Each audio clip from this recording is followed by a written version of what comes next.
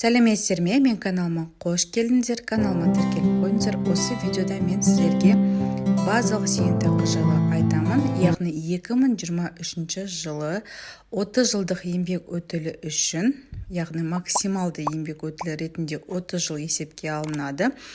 Және ақшамен 40.567 теңге төленеді. Осы сияқты қалған жылдар үшін қанша ақша төленеді, қандай пайызбен есептеледі, толығымен таныстырамын. Бізде Қазақстанда зейнетақының 3 түрі бар. Ынтымақты зейнетақы, базалық зейнетақы және бірыңғай жинақтаушы қорындағы төлемдер болып 3-ке бөлінеді.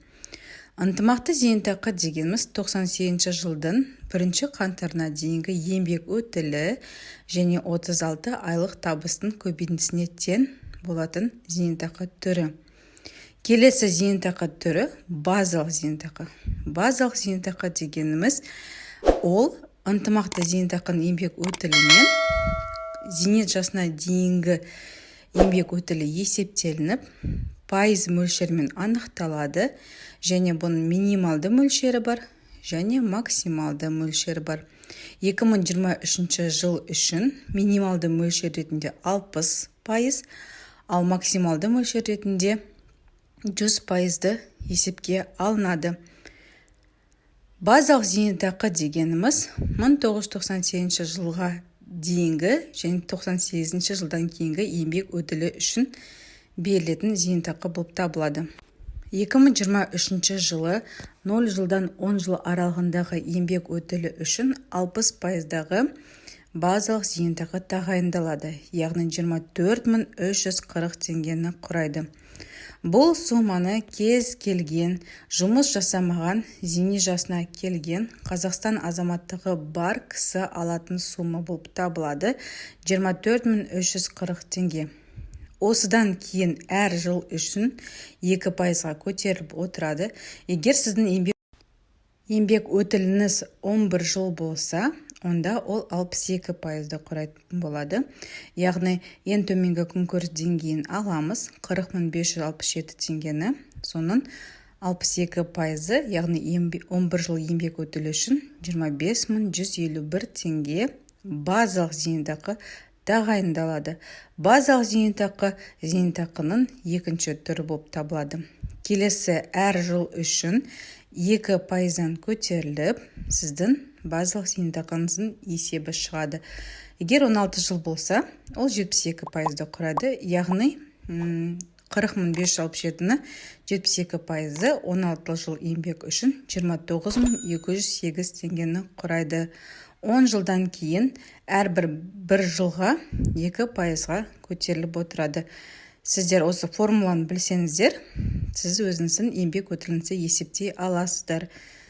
Базалық зейнетақы ол ынтымақты зейнетақы мен базалық зейнетақы үшін еңбек өтілі бірге қосылып, сізге пайыз мөлшерін береді. Яғни жылдарды сіздер пайызға айналдыру арқылы зейнетақы мөлшерін анықтай аласыздар. Бұл көрсеткіш үшін ең маңызды, ең төменгі күнкөріс деңгейін білу қажет. Енді мысал ретінде 22 жыл еңбек өтілі 84%-ды құрайды. 84%-ы 34.076 теңгені құрайды.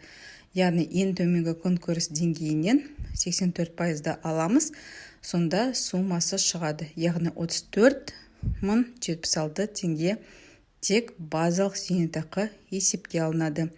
Ынтымақты зейнетақы бөлек есептелінеді. Бұл тек базалық зейнетақыға қатысты формула болып табылады. Ең максималды еңбек өтілі ретінде 2023 жылы 30 жыл есепке алынады.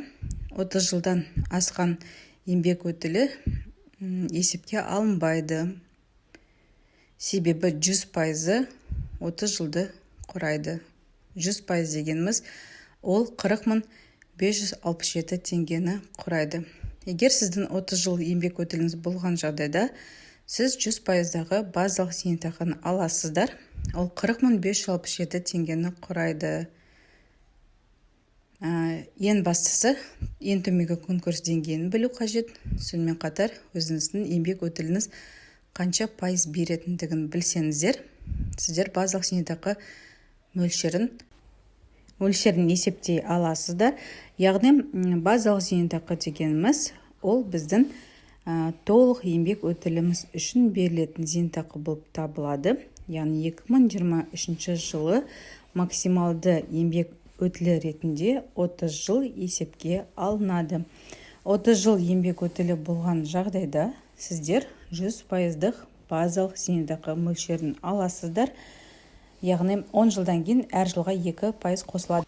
Каналыма тіркеліп қойыңыздар, сау болыңыздар.